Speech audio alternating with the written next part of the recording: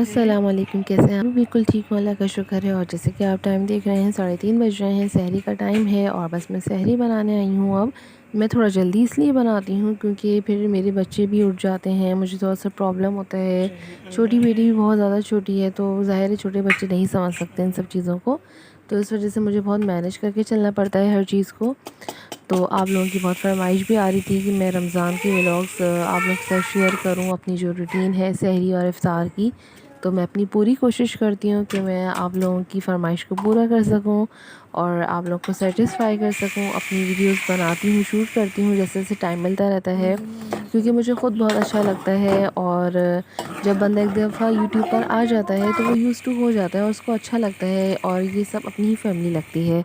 اور اس کو رہا نہیں جاتا، مطلب تھوڑا وہ رہا نہیں جاتا کہ نہیں یار ویڈیو بنا کے کچھ تو شیئر کرو۔ تو بس یہ میں اب افطار کے ٹائم پر آ چکی ہوں۔ میں کھانا بنا رہی تھی ڈائریکٹ سحری سے، مطلب سحری کر کے پھر ہم سو گئے تھے، مطلب میں تو نہیں، میں سو گئی تھی، علی تو کالج چلے گئے تھے، تو پھر بس میں کھانے کی تیاری کر رہی تھی۔ کھانے کے بیچ میں قرآن پڑھنے بیٹھ گئی تھی کیونکہ بھائی قرآن کے بغیر تو گزارا نہیں ہو سکتا۔ اور میرے جو دادا تھے ان کی یہ روٹین تھی کہ وہ تہجد کے وقت اٹھتے تھے اور وہ اس وقت قرآن پڑھتے تھے، تو یہ چیز الحمدللہ میرے ابو کے اندر ہم نے شروع سے دیکھی کہ وہ قرآن پڑھے کے بغیر کبھی بھی گھر سے نہیں نکلتے تھے، اور یہ چیز ہم میں بھی آئی۔ تو بس اللہ کا شکر ہے کہ ہم سب جو ہے اس کی کتاب پڑھتے ہیں، اور بس ہماری یہ کوشش ہوتی ہے کہ ہمارے لیے ہدایت اتری ہے اس کتاب میں اور ہم عمل کریں، ہم عربی کے ساتھ ہم اس کا ترجمہ بھی پڑھیں کہ اس رب نے ہمیں کیا فرمایا ہے، ہم سے کیا کہا ہے، کیونکہ عربی ہماری زبان نہیں ہے، ہمیں سمجھ میں نہیں آتی ہے۔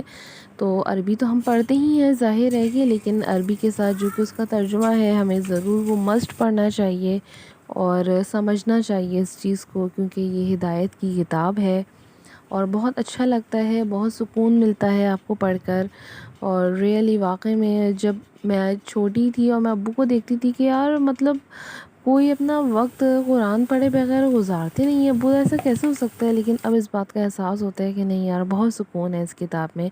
اچھا جی، تو میں یہ گوندی بنا رہی ہوں گھر میں، جو کہ نارملی بازار میں ملتی ہے، یہ چھوٹی گوندی ہوتی ہے، یہ لاہور میں تو ایزیلی مل جاتی ہے اور اب کراچی بھی ملنے لگی ہے، تو میرے پاس اویلیبل نہیں تھی، میں نے نہیں منگوائی تھی کیونکہ یہ مجھے بنانی آتی ہے، جب میرے پاس ٹائم نہیں ہوتا تو میں منگوا لیتی ہوں۔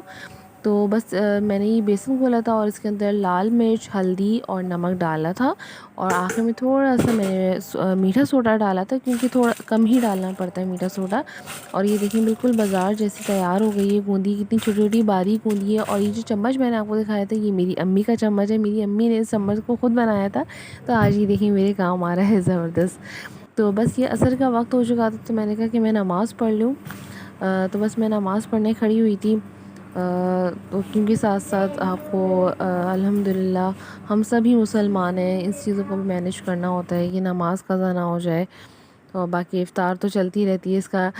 تو پتہ ہی نہیں چلتا کیونکہ آج کل ویسے جلدی کھلتی ہے، کھل رہا ہے روزہ، تو خیر موسم بھی بہت اچھا ہے، اتنا زیادہ پتہ نہیں چل رہا ہے روزے کا۔ بس اللہ پاک ہماری عبادتوں کو قبول فرمائے، کیونکہ اس نے ہمیں توفیق دی ہے، یہ اس کا کرم ہے، یہ اس کی مہربانی ہے۔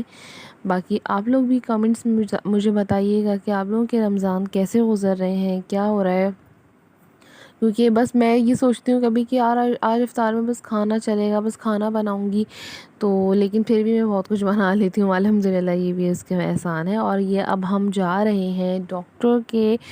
کیونکہ جو ہے میری جو بیٹی ہے اس کی طبیعت خراب ہو گئی تھی، کیونکہ اس کی ویکسینیشن بھی ہوئی تھی، پھر اس کو کافی فیور چڑھا ہوا تھا، میں خیر اس کو پیناڈول بھی دے رہی تھی، لیکن کیونکہ چھوٹے بچے ہوتے ہیں ان کی احتیاط بھی اسی حساب سے کی جاتی ہے، اور پھر دکھایا بھی چائلڈ اسپیشلسٹ کو ہی جاتا ہے، ورنہ تو آپ کسی کو بھی ڈاکٹر کو دکھا دو، جب بچے تھوڑے بڑے ہو جاتے ہیں یا اپنے آپ کو بھی دکھانا ہوتا ہے،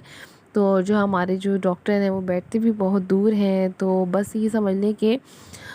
علی آئے تھے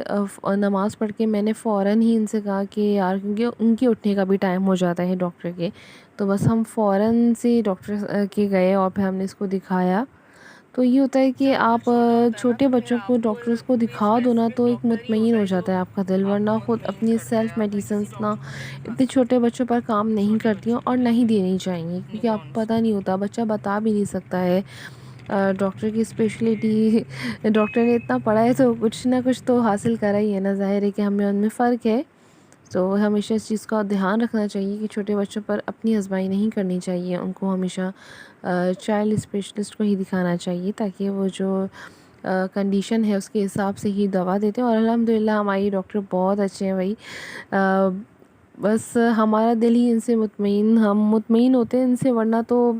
بہت ڈاکٹرز ہیں اور اچھے بھی ہوں گے یقیناً. تو لیکن یہ کہ فوراً ڈاکٹرز یا تو انجیکشن لگا دیتے ہیں یا اینٹی بائیوٹک دے دیتے ہیں، لیکن ان کی یہ سب سے اچھی بات ہے کہ یہ نہ ہی تو فوری طور پر اینٹی بائیوٹک دیتے ہیں اور نہ ہی انجیکشن لگاتے ہیں یہ.